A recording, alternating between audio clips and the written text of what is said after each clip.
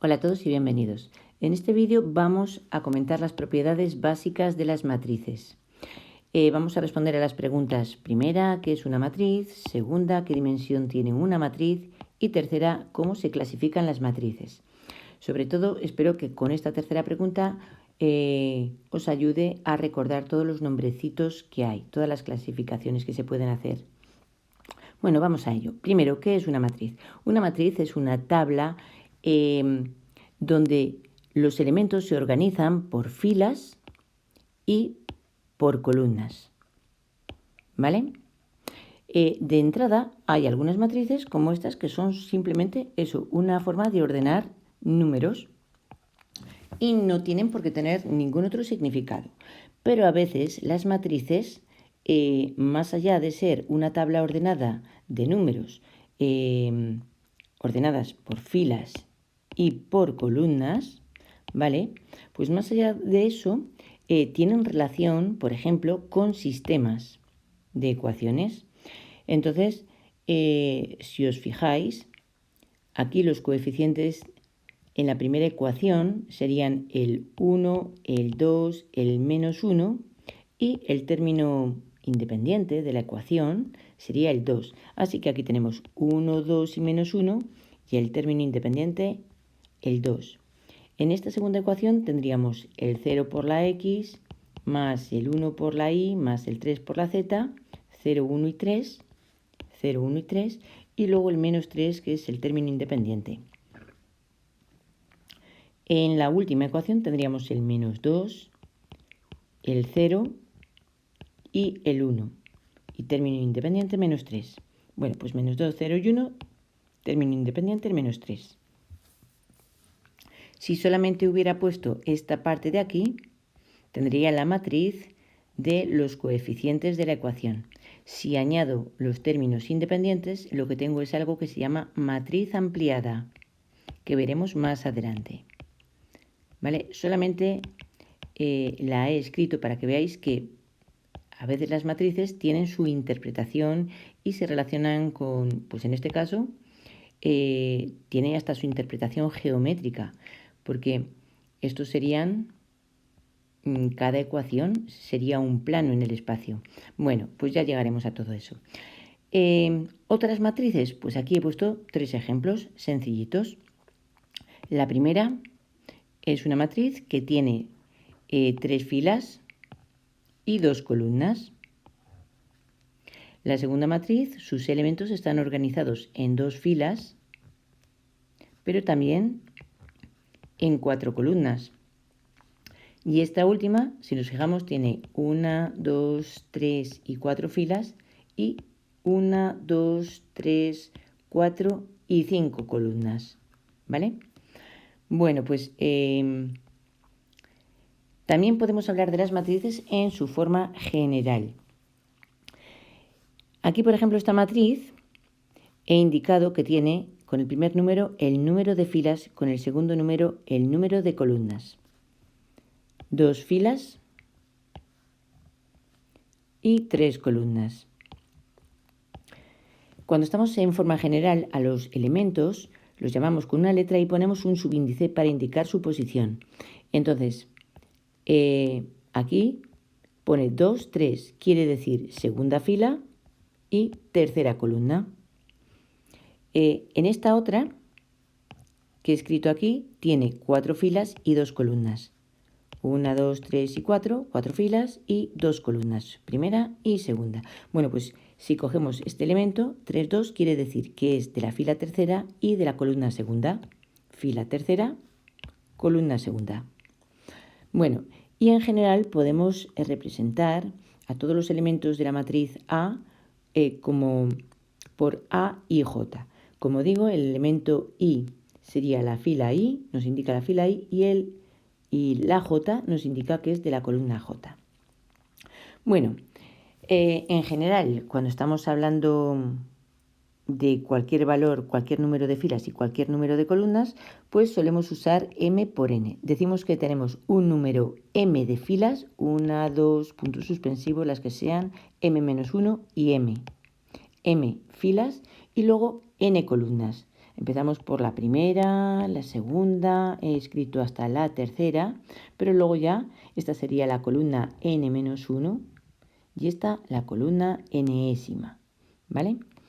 Bueno, ¿qué dimensión tienen las matrices? Bueno, pues su dimensión es el número de filas por el número de columnas. Es en realidad el numerito, lo he puesto en las anteriores, estos serían 3 filas por 2 columnas. Bueno, pues quiere decir que tiene una dimensión 6. La dimensión es el número de filas por el número de columnas. Esta tiene dimensión 6. Esta de aquí, que la habíamos escrito antes, pues tiene una dimensión que es 2 filas por 4 columnas, dimensión 8. Esta última, su dimensión es el número de filas, que es 4, por el número de columnas, que es 5, igual a 20.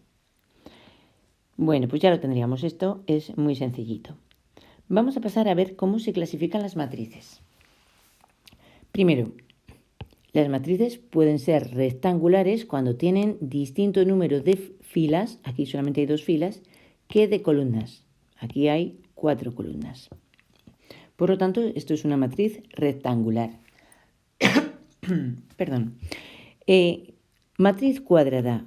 Será matriz cuadrada cuando tenga el mismo número de filas, aquí hay 3, que de columnas, también hay 3. Así que esto es una matriz cuadrada.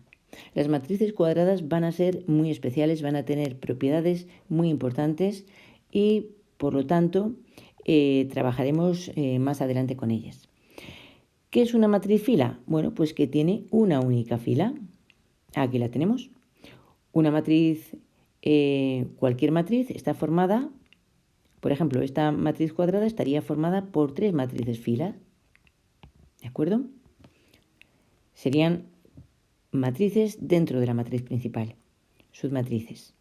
Bueno, ¿qué es una matriz columna? Pues es una matriz donde tiene una única columna. Ahí se ve el 1, 2, 3. Matriz nula, que está formada solo por ceros. Esta sería una matriz nula de dimensión 2 por 2. 2 filas, 2 columnas, pero todo ceros. Esta sería una matriz nula de dimensión 3 por 3.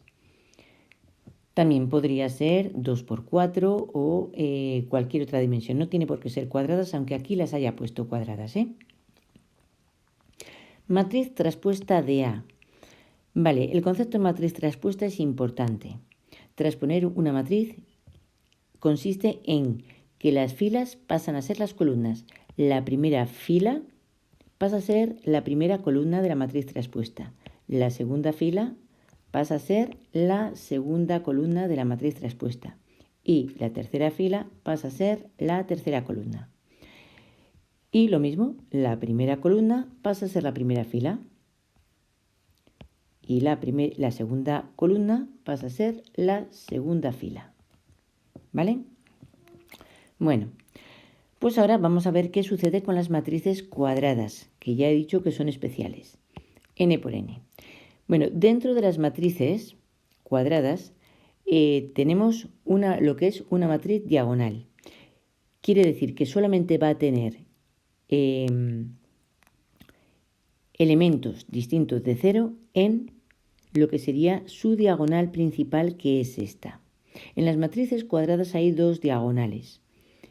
Esta sería la diagonal principal y esta de aquí sería la diagonal secundaria. ¿Vale? Pues para que sea una matriz diagonal tiene que tener solamente elementos distintos de 0, alguno podría ser 0, pero elementos distintos de 0 en la diagonal principal.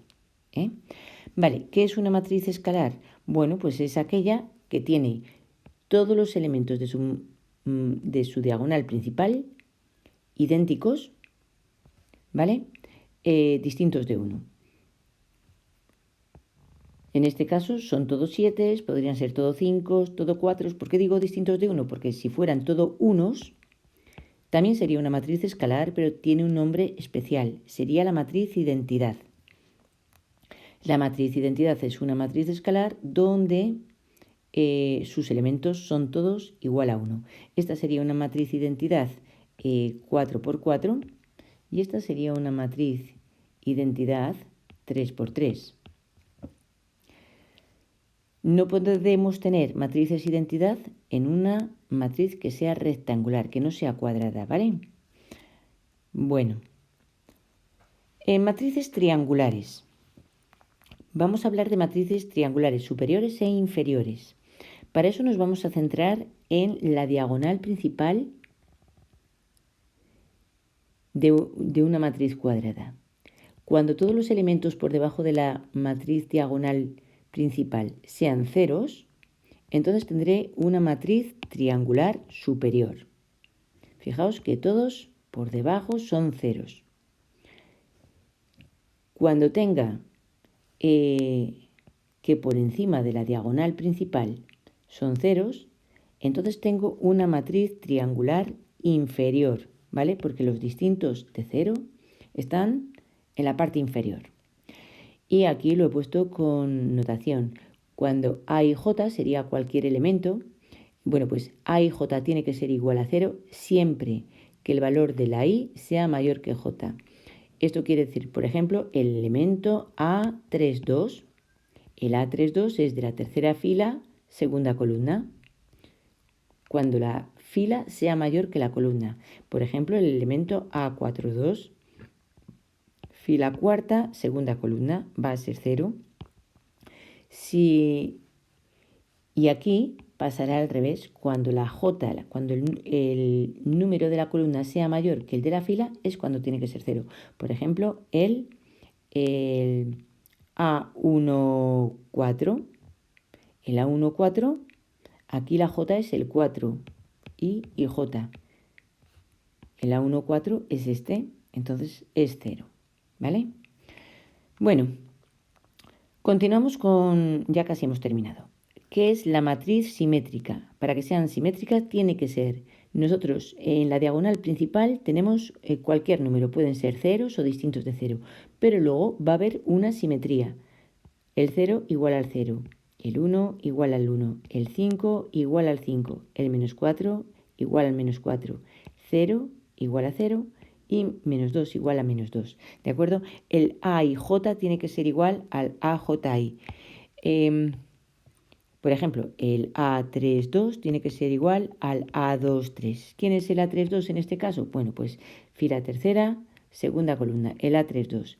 Y el A2, 3 es este otro 5. Entonces, tienen que ser idénticos. Sería una simetría respecto de la diagonal, ¿de acuerdo? De la diagonal principal. Vale, y pasamos al último caso importante, que es una matriz antisimétrica, también llamada a veces hemisimétrica en algunos libros.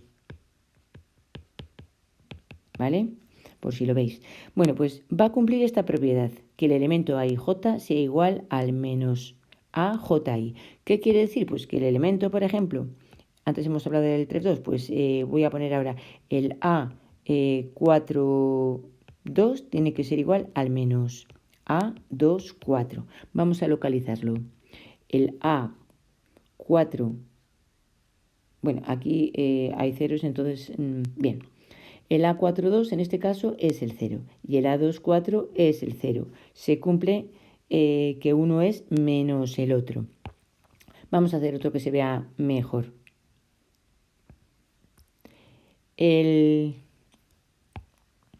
Por ejemplo, el A4,1 tiene que ser igual al menos A1,4. El A4,1 es este de aquí y el A1,4 es este de aquí. Y como vemos, uno es menos el otro. O sea, que tienen el signo cambiado. ¿Qué pasa ahora bien, por ejemplo, con los elementos de la diagonal? Pues que el A22 tiene que ser igual al menos A22. Bueno, pues esto solamente se cumple si ambos son ceros.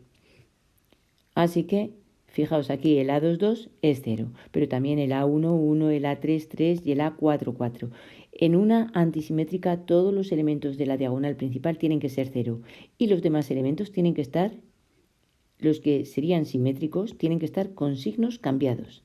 El 5 el menos 5, El 0 a ese le da igual, el menos 2 con el 2, signos cambiados, ¿de acuerdo? Bueno, pues así es. Esta sería la clasificación de las distintas matrices. Y bueno, pues en el siguiente vídeo hablaremos de sus operaciones y de cómo se calcula el rango, etc. Venga, espero que os ayude a estudiarlo. Adiós.